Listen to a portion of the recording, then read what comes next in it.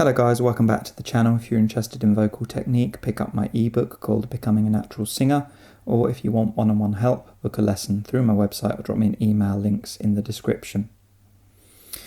So, a few weeks ago I covered closure, last week I covered keeping this vowel under control on light compression.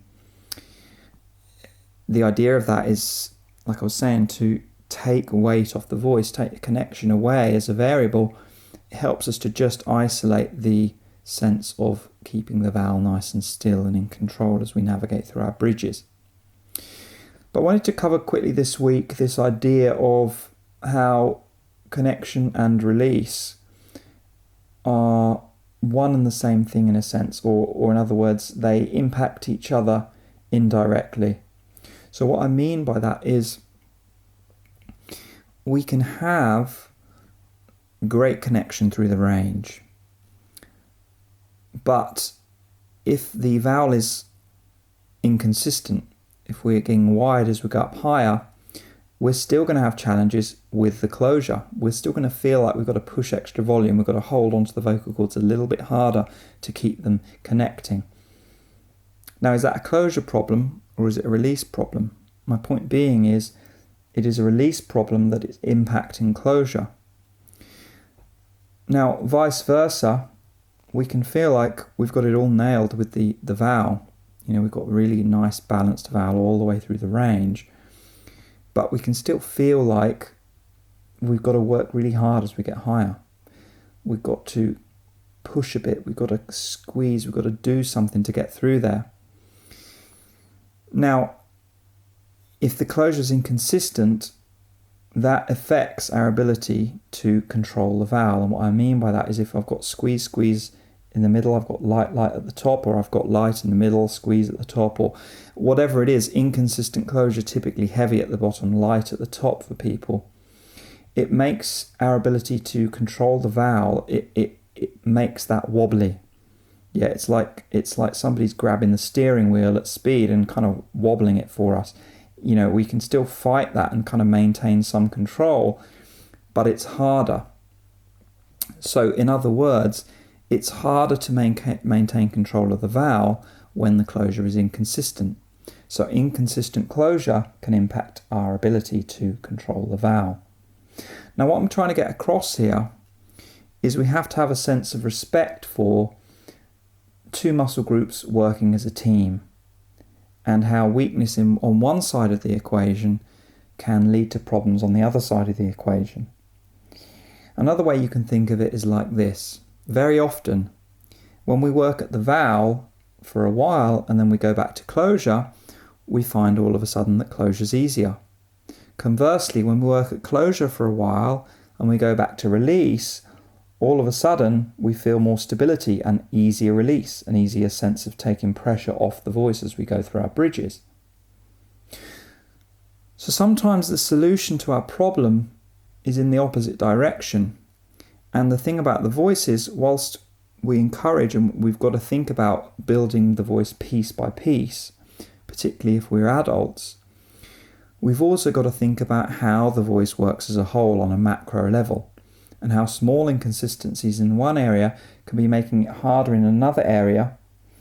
And rather than going directly to that area, sometimes going to another area and putting work in, putting time in, helps the area where we were having problems. So we can sometimes fix problems directly with the voice, or we can find that fixing things indirectly can help more than directly at times. I think of it like this. Many times I spent weeks and weeks on closure and felt like, man, I've just got to fix this closure issue and then my voice will be sorted.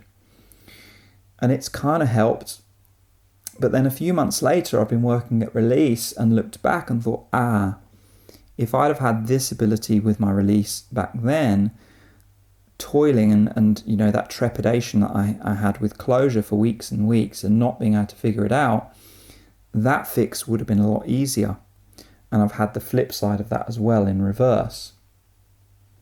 So when we do the exercises, we want to feel like the muscles are working together, cooperating, working as a team.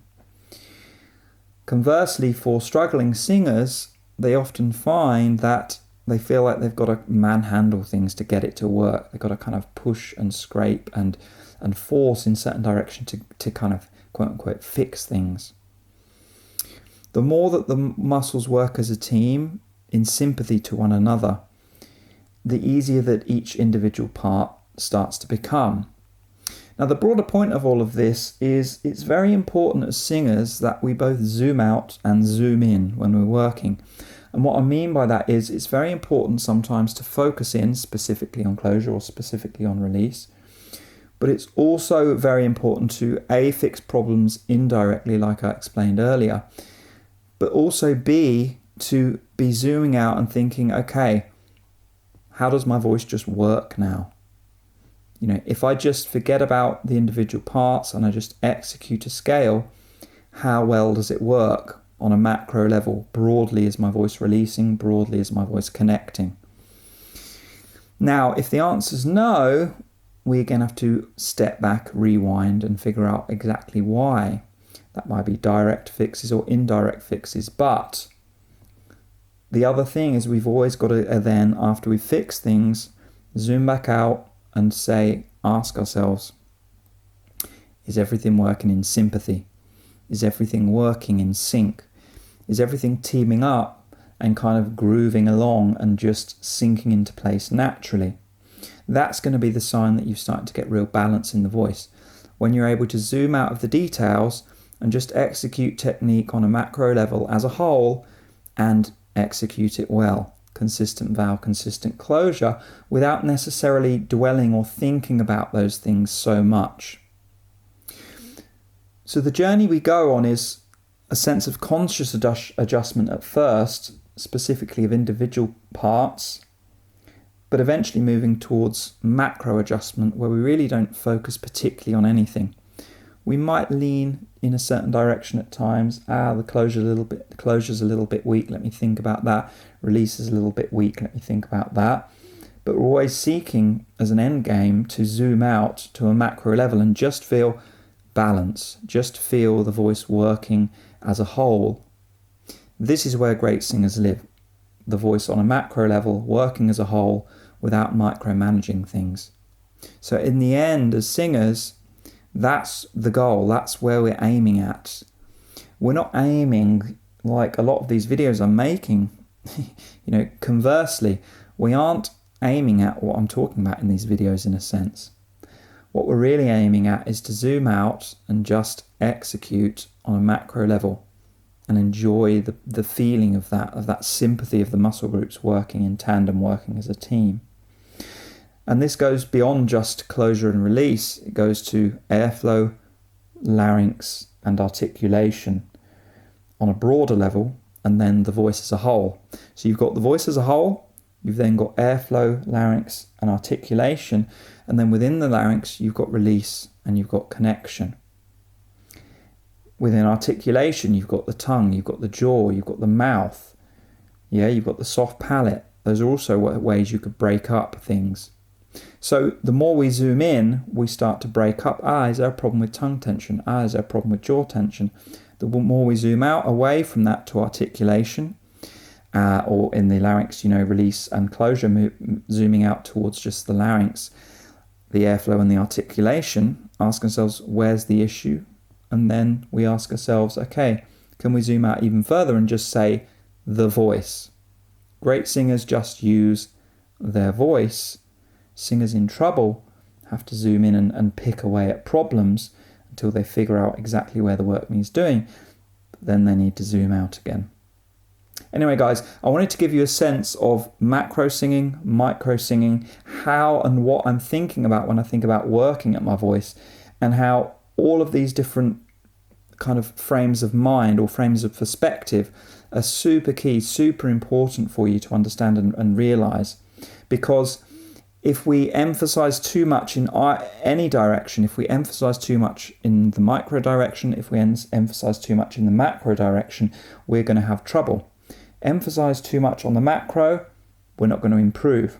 Emphasize too much on the micro, we're going to get hesitant.